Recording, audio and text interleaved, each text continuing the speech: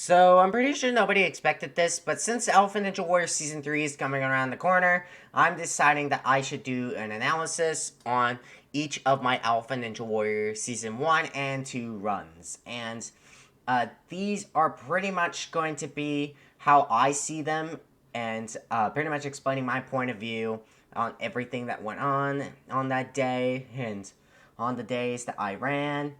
And if you want to check out the entire recording without me rambling, I suggest to go down to the description, watch them, while also subscribing to Alpha VR370YT. He makes amazing content, and I can't be any more thankful than I already have to Alpha for helping me out and being a really good friend and really, really good person in general, and hosting comps like this. And I'm very thankful to take part in them. And now to Alpha Ninja Warrior. I think this was the first, second, or third session, but I think this was the first session is when I ran. Probably the second, but maybe I'm sticking with the first. But this was a time where I just did random avatars because I thought it was funny. So that's why I was wearing Monkey on that day. And when I ran qualifiers, and when I was going up to run qualifiers, the main idea I had is that if I beat qualifiers quintuple steps, I basically won the qualifiers. And I don't take that lightly because the quintuple steps, in my opinion, is the hardest part of Season 1 qualifiers. Because they used to be so much harder than it was in Season 2. Because in Season 2, they got nerfed. Season 1 was very much harder, and almost all of the competition fell on quintuple steps on qualifiers, pretty much. Well, I'm not saying everyone, but really close to that. But so that was not pretty easy. So now going up with this mentality, I had to make sure I get through it. So let's go ahead and get started on the run. Next up is Michael Skunk Fry. Let's see how the monkey himself can do. The monkey himself.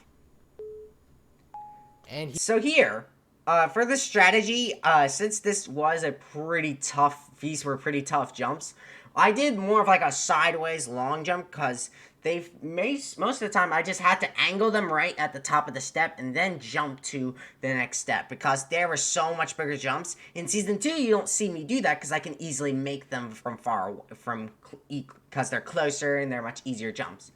But this is what we had to do in Season 1 if you wanted to get past them, because they were very difficult to get past, and if you wanted to do them fast. And also, if you're not finding this intriguing and think this can help your runs and future competitions, please take them. I'm happy to be a teacher. Anyways, he's get back off. to work. He's now So, onto the quintuple steps. Getting through, because if you don't know, the bottom right here, if you haven't seen Alpha Ninja Warrior, if you reach too far down on the step, you trip up and you fall on the quintuple steps. And the reason why I did these long jumps and why this was so scary is because if I jump, I could hit the bottom step. Like, let's say I jump from here. And then I jump from here, and I land on the bottom part of this step.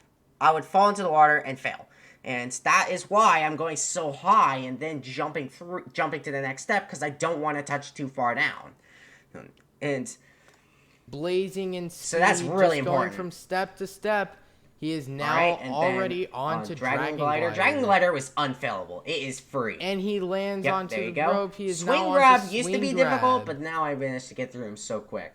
It's just a matter of timing the jump. And he makes it. Bridge he of is Blades. now onto Bridge of Blades. Bridge of Blades was not hard Killian too. in the Pro Gamer, who had a time of 48.72. And Flying Bar was free too. Michael will have not the free, fastest time you needed in this session. momentum to he get is past going these through ledges. Flying Bar with speed and ease. He is now and on then the Warped Wall was with easy 40 too. seconds. If he can do it on his first try, he'll have the Which I fastest time, and he does it with 45 seconds. Michael Skunk Fry has the fastest time. So there you go. That was my entire run, and basically when I got through qualifiers, quintuple steps, I was like, oh my god, I did it. I did it pretty much. So now I basically have to not screw up the rest of it, and I didn't screw up, and that's what gave me the fastest time inside of qualifiers, and I beat out all 3 sessions, and I beat this. I actually didn't know too, but when I run semis, I didn't know I actually beat my record on qualifiers while running the semis. And I'll get to that in a minute. But when going out to clear that buzzer, I was like, oh my god, I actually did it. And now I was prepared to go to the semis. And I did practice semis off camera after this, just so I'm prepared. And you'll see that whole thing reflect whenever I'm going to run semis. So, basically, I beat out everyone inside of the qualifiers somehow, some way, and this started the whole perfect streak of beating out everybody and keeping the perfect season going. So, yeah, let's go ahead and head to semis. So here is semis, and as you can tell, I'm wearing a different outfit. I was wearing a different Michael Skunk Fry outfit. I was experimenting with avatars, and I really liked this outfit, and I decided to show it for the first time in Alpha Ninja Warrior. So, yeah, and that's where that whole appearance took place. And now, this one was pretty much the same premise as qualifiers. Is if I mess up on the quintuple steps, I basically am over, and I have to get through quintuple steps in order to win. So, and that's still my same mentality. The only thing that would really mess with me later on after I beat quintuple steps was probably, hold on, let me think back. Probably shelf grab. Probably shelf grab was probably the one that probably would have thrown me out and kept me from winning Boot Camp Captain, which Boot Camp never happened in Season 1 because it was called off. So, rest in peace, Season 1 Boot Camp, but Our second to last runner is Michael Skunk Fry. Yeah, I'm very proud of that outfit. You might know him from qualifiers. He got the fastest time in episode 1. Same premise. And he got the fastest time out of all 3 sessions. Then I learned to do that, and that was probably very get the fast. fastest time. Much faster. That's the fastest time anyone's gotten through quintuple steps then, this episode. Dragon Glider. The fastest time is still held by Norwegian. And then Swing Grab is with free. A minute 49. But he is blazing through. He is almost done with the cargo net. Done with 20 seconds. He is already on to Bridge of Blades. This is one of the fastest times I've ever seen on this course. He is already on to Flying Bar. And you'll see I beat out my previous record. He is going for the boot camp captain. I didn't notice until someone commented on the semifinals. He is already on to Ward's So I was already seen as pretty much one of the most dominating people in the tournament. And he is on to Salmon Ladder. Salmon Ladder, I did do some few mess-ups, but it wasn't going to stop me. And a little bit of a mistake, getting the time. But he's still flying through. Looks like only one mistake. Oh, 2 mistakes. Two mistakes up the Salmon Ladder. Only a minute on the clock. Going into shelf grab, this is amazing. And then we had the cliffhanger, cliffhanger, which I made, by the way. I made this like he crazy, is ultimate crazy Norwegian's cliffhanger. Time out of the water. It looks like all he has to do is keep this pace and clear. And then there he goes. And he lands the dismount. Michael is now on to Spider Climb. If he can clear this obstacle, he will have the fastest time and be guaranteed a boot camp captain like Norwegian. And Michael clears with the fastest time. Beat out he Norwegian will be the badly primary in boot this. camp captain. Congratulations to Michael. Primary boot camp captain that never actually becomes a boot camp captain. I'm actually really proud of that shot. Yep.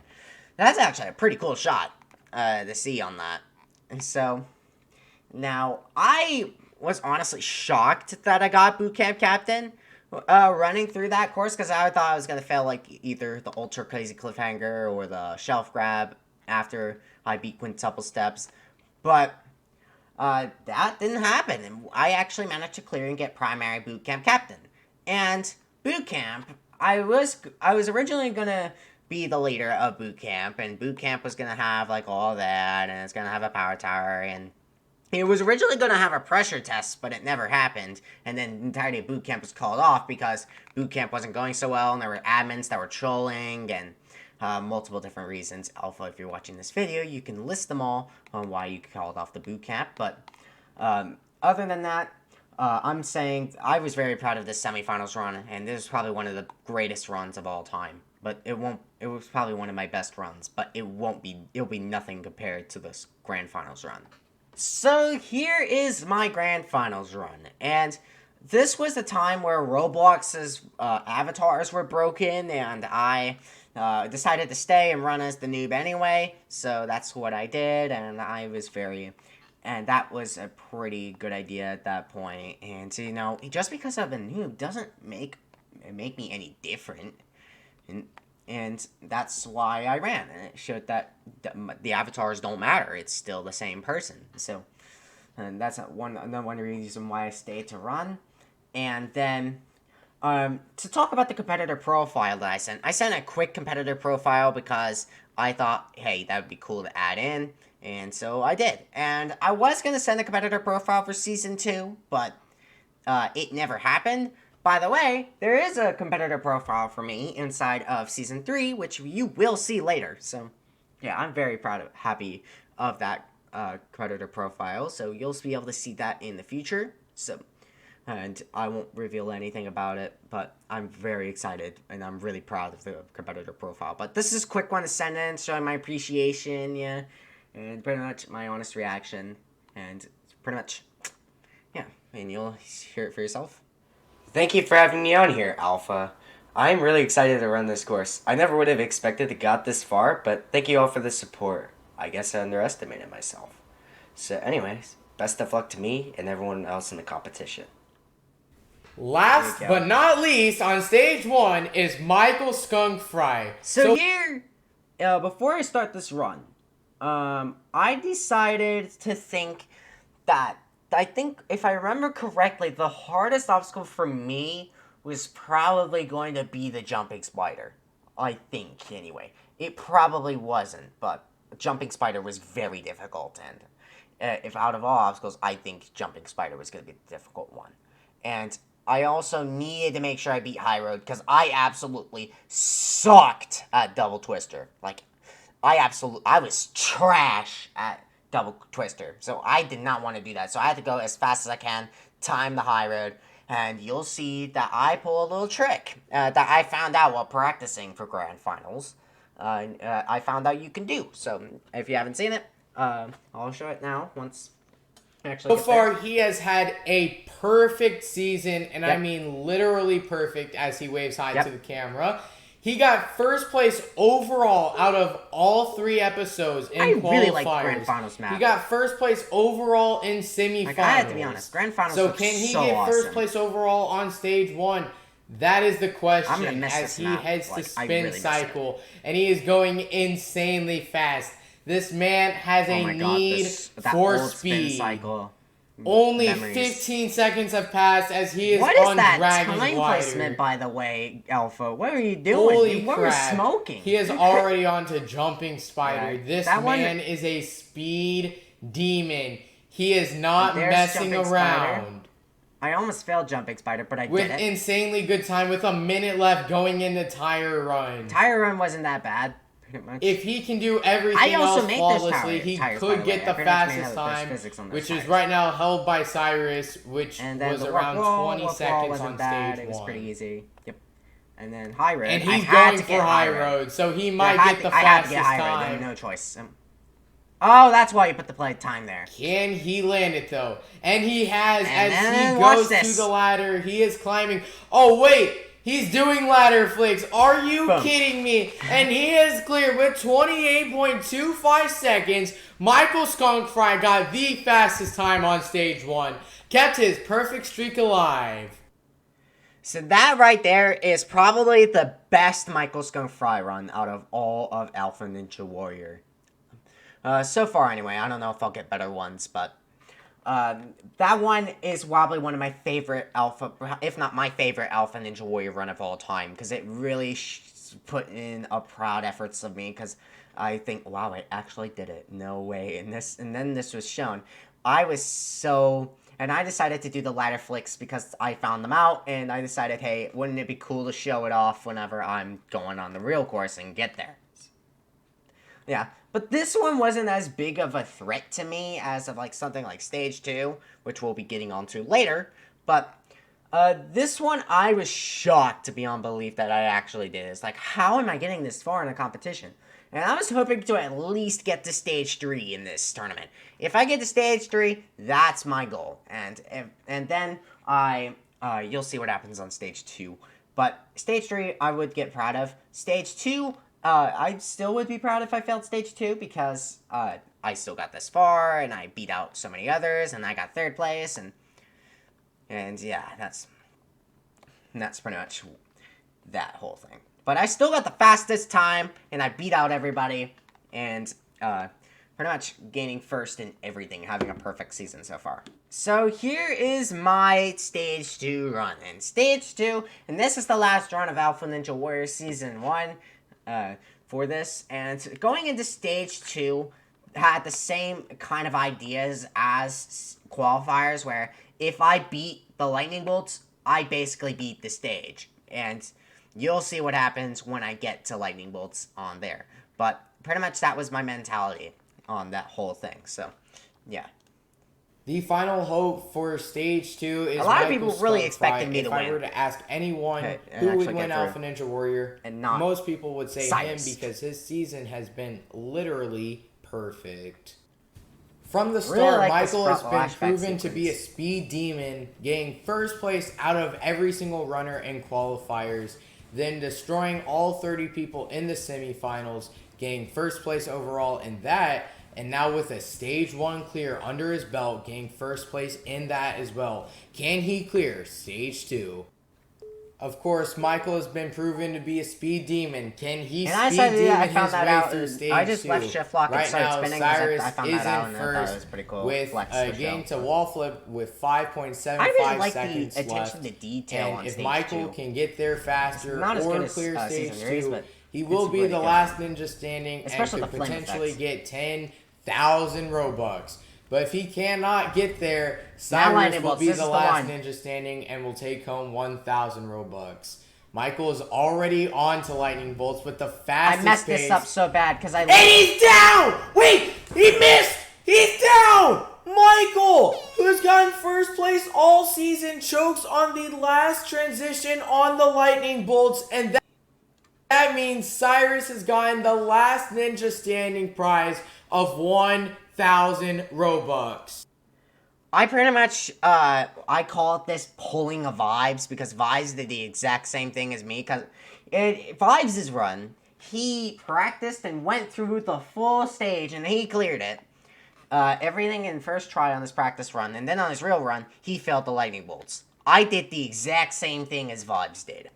And I think the reason why I felt that is because I didn't have my bar completely turned, because that second jump to the third is a very hard jump, and it's very far. And you can't do that without twisting your bar to the side, but I didn't twist my bar to the side. Because I should have kept it twisted, but I removed it once I was in the air, and that's what caused me the fall. And I'm very sad about that run, and I probably could have cleared stage 2 and went on to stage 3, but yeah. But I still got pretty proud that I got that far in Season 2. And, not Season 2. Season 1. And I'm very proud of that and becoming 3rd place. 3rd place, I'll take it. For the season. Now let's get on to Season 2. So this is Season 2. And wow, this looks different than Season 1. Oh my god, looking back at this. But Season 2...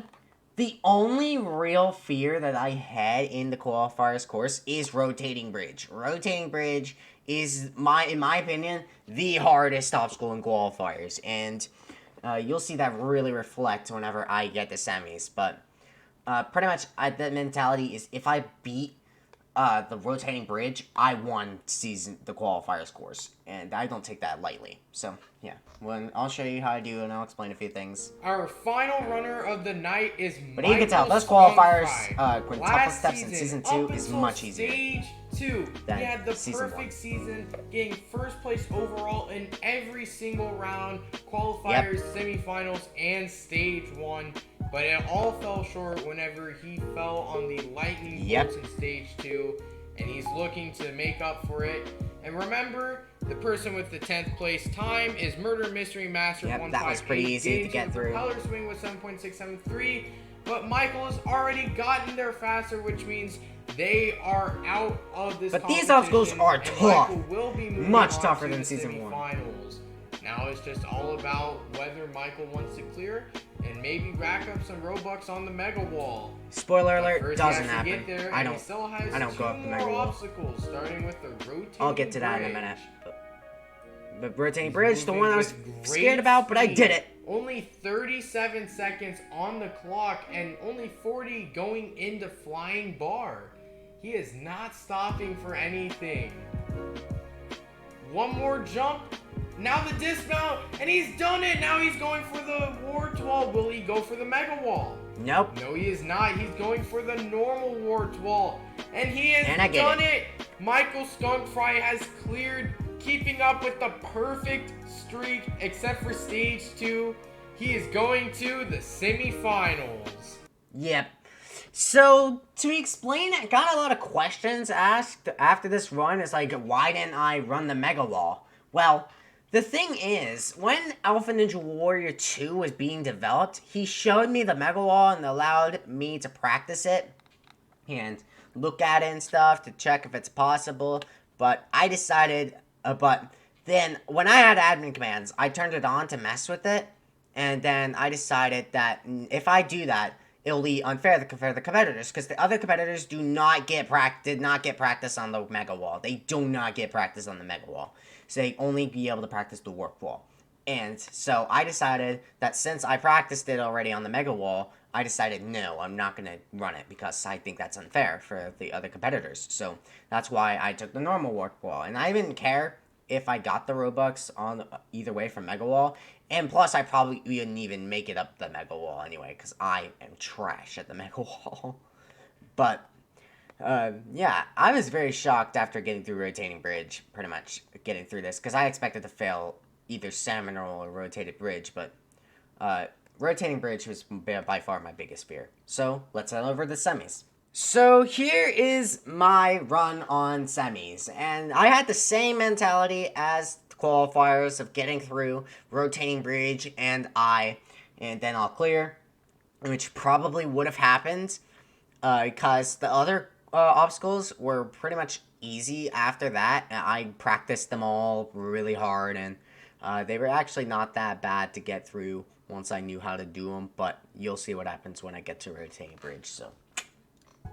The final runner of the night is Michael Skunk Fry. In Season 1, he had a near-perfect record streak, getting first place overall in every single event up to Stage 1, where he fell early and shockingly on Stage 2 on the Lightning Bolts. He's carrying on that tradition so far. In qualifiers, he got first place out of all 125 competitors. Pretty much the same strategy as qualifiers, except you'll see what happens on Rotating Bridge, which was the main fear. With 18 seconds, and it looks like Michael beat him, so Michael will be in boot camp. It's Me Ninja 005, however, will not be. But now let's just see if Michael can get boot camp captain. I'll try. Have to beat oof 391. I hated that. About 40 seconds. Yep. Oh, but he fell on the dismount of Rotating Bridge. He will not get boot camp captain, and he will not continue a streak of getting first place overall. But he will still be in boot camp. Yeah, that's the least I wanted from that run. But the Rotating Bridge, I feel like on the Rotating Bridge, it feels so inconsistent sometimes. Like, whenever I jump on it, it feels like it's so different every time getting through it. So I have to make up, like, a consistent route. And then I made a route, and then I went to run it. It changed!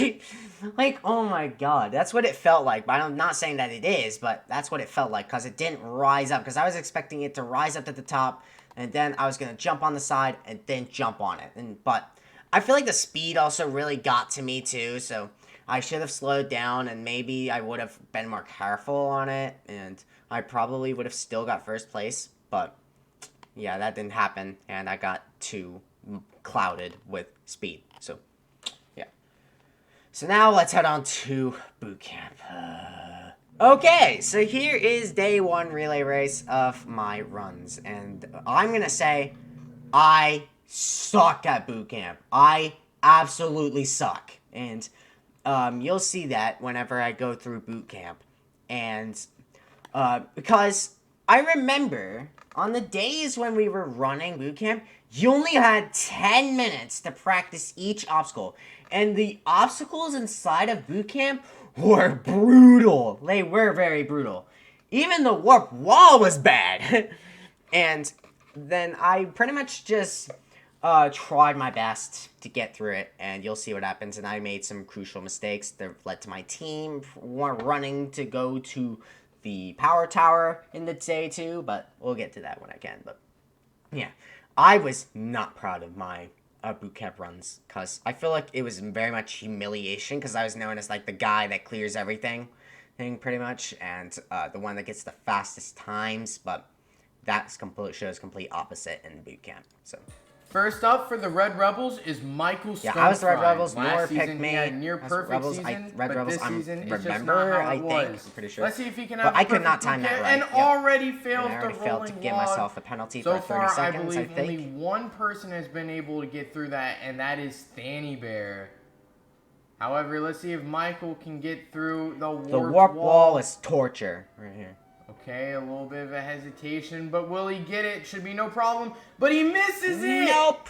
And that is not how you want to start off for your team. 2 minutes and 3 seconds. Nope. It's not going to be a good start for sure. Nope. Oh, I feel humiliated after watching that, because I feel like the warp wall, looking at it now with my current skill, I probably could beat that easily, but nope, I couldn't. It was very difficult that day, and I couldn't figure out warp wall, and I only could get it like 20% of the time, because I couldn't understand it, and I couldn't get a good strategy in time before the 10-minute mark was up. So, but thankfully the rest of my team saved it, and we didn't go into penalty. So, yeah, we'll go into day 2. So, for day 2, I'm pretty sure we had the ultimate cliffhanger, and then that pole obstacle and the warp wall, and the cliffhanger was actually pretty difficult, not gonna lie. And I knew that I wasn't gonna beat it, because it was very difficult, and I can get a 1 minute and 30-second penalty for it. And this run to me is probably one of my worst shining moments in Alpha Ninja Warrior history, because I could have beaten the second obstacle of that, and I beat it many times in practice, but in the actual run, I slipped and I got a penalty, which was humiliating. But I was very much humiliated in day 2. And day 1 too, but you'll see. Now the final runner and I pretty is much do Michael my team, Stonefrye. which I feel very bad about, which I pretty much sacrificed myself for teammates that ran this relay course we'll get to that really later. set it up for him. Oh, but he failed the cliffhanger. Could not figure out the early. cliffhanger. The cliffhanger was very annoying. That might be a disadvantage, but who knows? But yeah, his 4 other teammates set it up nicely for him. I think he will, I think their team will win as long as he just simply does not fail every obstacle. Yeah, okay, doesn't fail every obstacle, huh? Too fast. He's going pretty much out of control. No, I was still in control, but I just slipped because of freaking wasn't looking. Oh, but it looks like he slipped off. So I wasn't looking down at it because I was believing that I wasn't that close to the edge. So I managed to do that really quickly in practice. And I knew the exact path and I could do it. And if that didn't happen, we probably would have gotten saved in that whole thing. But that has just been so upsetting to me because I could have won that obstacle because that obstacle was so much easier than the rest of them. I still failed it. And I felt so humiliated after that. I don't know what's going on. Remember last season, he had a near perfect season. This season has definitely not been like last season, but if he just does not fail this, they'll be fine. But he fails the warped wall as well. He's failed every single obstacle. And because of that run, it's going to be insanely close between the Red Rebels and the Blue Brigaders.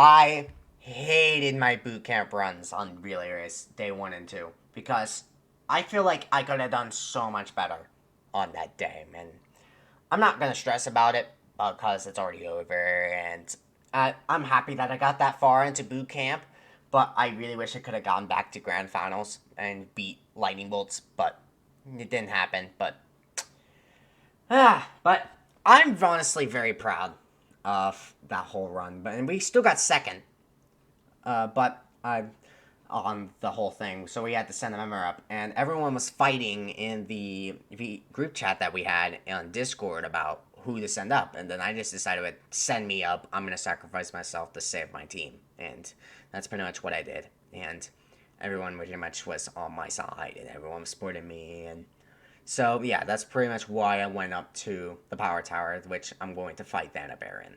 So yeah, let's get to that run. So this run here, Power Tower, how Power Tower worked is that this was a really shortened down version, but it used to be, but how it worked was I think this was on live stream when Alpha was streaming it at this time, and I pretty much went through a best 2 out of 3, and this was the second round, and Vanabear took the first round, and then so I had to complete this round in order to make it a third and deciding round. And I was sailing at the same speed as Vanabear, but you'll see what happened. Remember, Thany Bear still has one more obstacle in his way if he wants to be safe, and that's Michael Skunk Fry. Last season, he had a near perfect season up until Stage 2 in the Grand Finals, but this season just has not been the same for him. Yeah, this season was very different to season 1. Chokes, but you know, not every season is going to be perfect. Yeah. But let's see if Michael can. But we pretty much had the same momentum, same speed, but he was pretty much ahead. It's really close on the flying bar. He was very ahead by slightly. He fell off. And that one slope, that one freaking slope at the last. Hold on, let's go back. It's really close on the. This slope right here. I landed right here with the bar, and because of that, and I tried to move forward as quick as possible, and that slope was there. That's killed all my momentum. And what I should have done on that day is that I really should have just stopped like right here and then just do a big boost. And I probably would have gone really close. I might have not won, but I've still got really close and not fell off at the very end. So, yeah. And that was a huge choke, and that's what kicked me out of Season 2. And that was pretty much the end of Season 2, which I was very, very disappointed about because I feel like I could have done so much better that day. Flying bar! But that one slope there killed me. Yeah, that slope killed me, and that's what led Vanabear to move on to day 3, which I really am disappointed about that. I could have done so much better on that day, but I can't win everything. I'm not going to be the best forever. I'm not saying I was the best, because obviously nobody's really, but I'm not really perfect in any way. I'm not the most perfect person in the world, and I never claim to be. And I never want to be, because I'm a human being. We all make mistakes, and in boot camp really showed that I make mistakes. I'm not the most perfect person in the world, like so many people think I am. But yeah, but that's pretty much all my Alpha Ninja Warrior runs until Season 3 comes out. I will analyze in and out and talk about my Alpha Ninja Warrior 3 runs whenever they release. So yeah, I'll see you guys later. Bye, and go get a drink.